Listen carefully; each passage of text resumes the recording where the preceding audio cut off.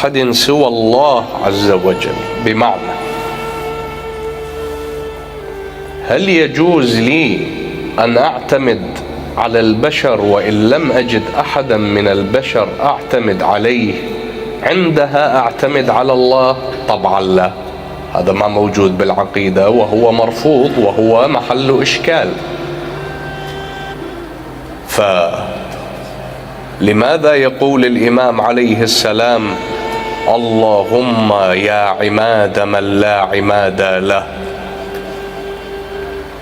إذن تفسيرها مو اللي متوارد إلى ذهني وذهنك، وهو أنه وقت اللي ما ألقى واحد أعتمد عليه أعتمد على منه؟ على الله عز وجل. لا.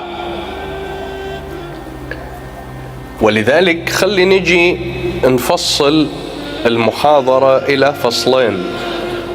الفصل الأول: ما هي عقيدتنا بالله سبحانه وتعالى؟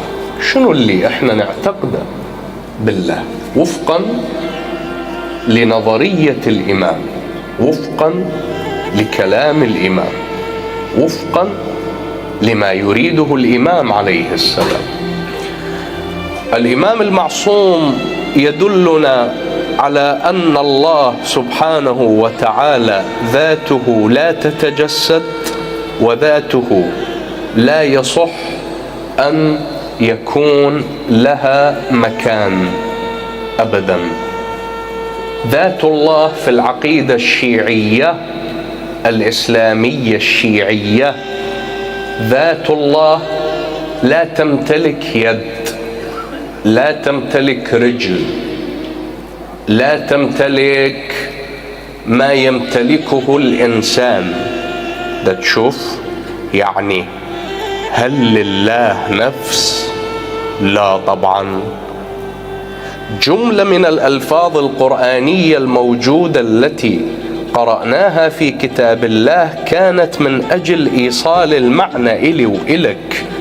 اليوم الله يسلمك من أنا قاعد بمضيف لازم من أريد أوصل فد معنى وأنا رجل متشرع أستعير من أهل الحظ والبخت كلماتهم حتى أوصل بيها المعنى، صح لو لا؟ من أنا أدخل لجامعة أستعير الألفاظ الأكاديمية لكي أوصل المعنى اللي أريد أوصله. الله سبحانه وتعالى نزل القرآن بلسان عربي مبين، استعار ألفاظ العرب، ألفاظ الأمة العربية لكي يوصل معاني